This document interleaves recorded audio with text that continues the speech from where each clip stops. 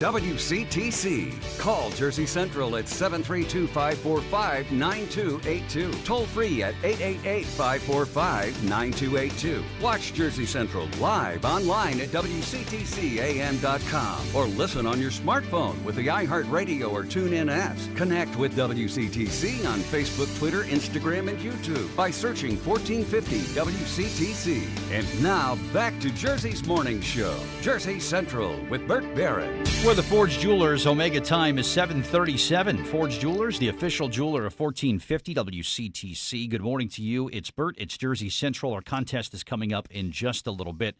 Very pleased to have a special guest joining me here in the studio for the 7:30 half hour. And first of all, congratulations. Earlier this year, the Bristol-Myers Squibb Children's Hospital was named one of America's best children's hospitals by U.S. News and World Report. And I love that when Jersey has some of the best in the entire United States.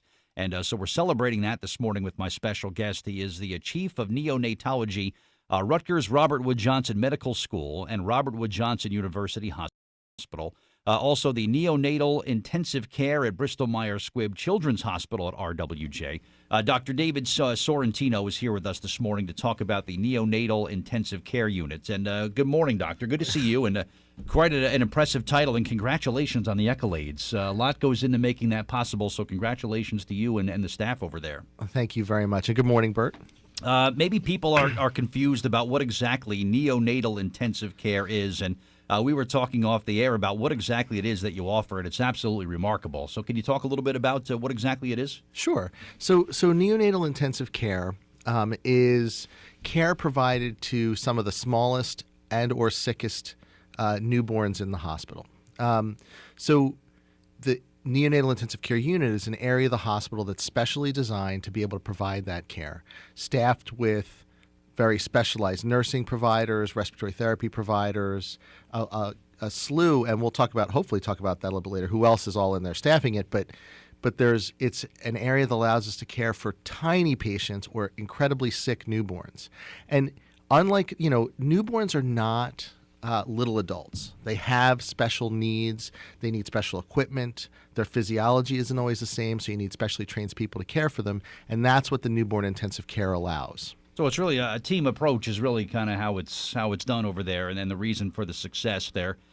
Is the technology and the medical advancements far enough, doctor, that you could see well in advance of potential problems and complications with an infant, with a baby? Sure. And then you'll go ahead and sometimes do you sometimes force a birth and go ahead and address the issues at that time when a baby is born prematurely? Yes. You do. Okay. So there are lots of different.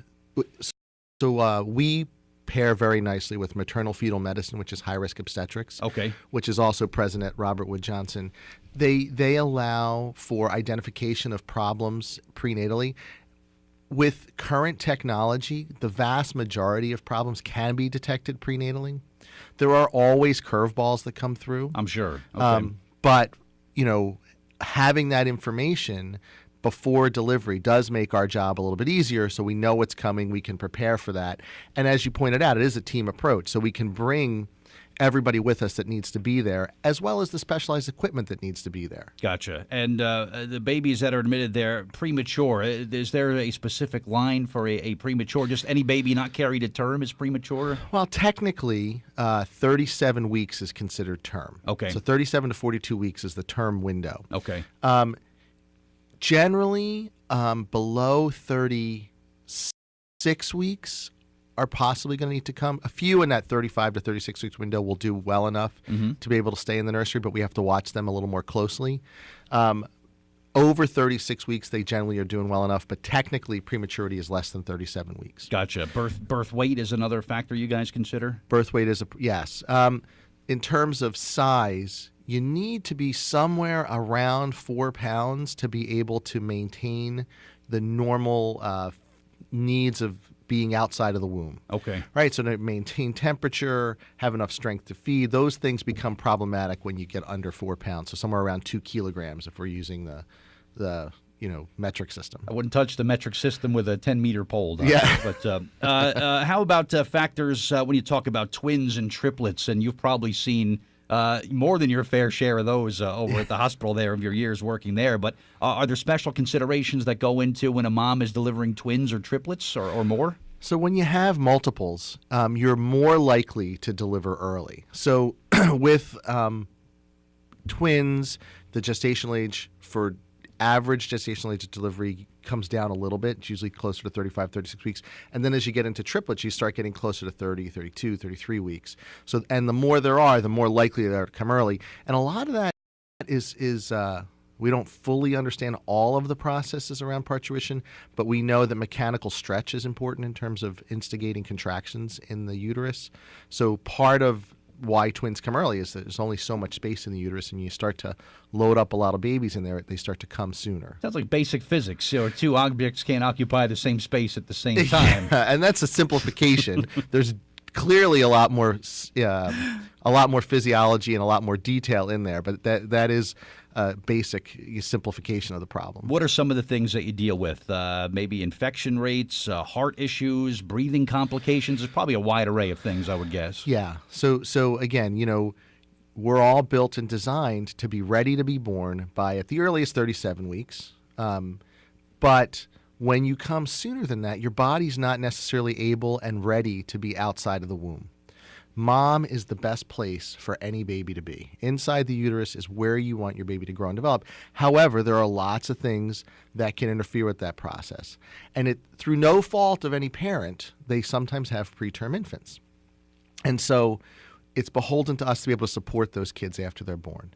And so we have established and built up all these processes and programs to be able to kind of mimic partly what the placenta does and allow them to grow and develop outside of the womb, right? And that's the trick, right? We're not looking to make everything normal because none of this is normal. What we need to do is support them enough to allow for appropriate growth and development of the baby. And like you said, sometimes it's not anyone's fault. It's just kind of the way things happen. And that's why, thank goodness, you have this service there that you're providing at the hospital there. How many babies would you say over the course of a week, a month, a year that you say go through the program there at the neonatal unit? So we admit somewhere around a little over 500 babies a year. Which wow. In terms of ICU numbers, in terms of adult numbers, it's a small number. Okay. But they need a lot more care, and they generally stay in the hospital longer. The edge of viability today, or where is somewhere around 22 to 24 weeks conception. So you're talking about 5 months into the pregnancy. So these kids, if they're born at that age, will stay with us generally pretty close to the duration of the pregnancy. So they're in the hospital for another 3 to 4 months. So you can see where you have these kids come in and they're with you for a long time, and usually in the beginning pretty sick. Over time, they go on to get into a convalescent mode, but they still need some very specialized care that can only be provided in an ICU setting, in a newborn ICU setting. Gotcha. Is technology where it needs to be, you think, doctor? Are there some things on the horizon that make your job a little easier, and success rates are on the increase too as a result of some new technologies? Well, yeah. I mean, one of the exciting things about being in neonatology is it's a relatively new field. So in terms of medicine, it's really only been around since the 1960s. Wow. Yeah, it was babies were born preterm before then, babies were born sick before then, but it was really just general pediatric care, and they didn't have a lot of the basic understandings of what we do today or the equipment and techniques available that we have today. So kids that in the 1960s had no chance of survival have almost universal survival now. And a lot of that is due to the work of people who have, gone before me. People have done a ton of research in giving us different medications and equipment that we can use to care for these kids. In the 1960s, you couldn't intubate a baby. There was no ability to provide ventilator care for infants. Now it's commonplace. That's a remarkable advancement right there, sure. If you think about it, the size is what was always the limiting factor. I mean, these kids are tiny. You'll have kids, I've taken care of kids as small as 11, 12 ounces. Wow. And that have gone home and done can. well. Basically a soda can, a 12-ounce soda can. Yeah, pretty really? much. Right? Wow. Yeah. In terms of sizes, some of our smallest preterm infants, their leg is the size of your pinky. Oh, man. Wow. But, and again, 50, 60 years ago, those kids wouldn't survive. Today, they survive not 100% when you're at that extreme, but they do very well. And we talk about survival at 24 weeks, national numbers of roughly, 60%. And of those survivors, more than half are going home intact. Wow. Relatively intact, yeah, which is a remarkable accomplishment. The exact word I was going to choose was remarkable. Absolutely. Yeah. Our guest is Dr. David Sorrentino. We'll come back and spend some more time with him. We'll talk more about the care, the team approach. Who exactly cares for the babies that are in the NICU, as they call it, right? Yeah. That's the name, right? We'll talk more about that coming up with Dr. Sorrentino next. Jersey Central traffic and weather time. It's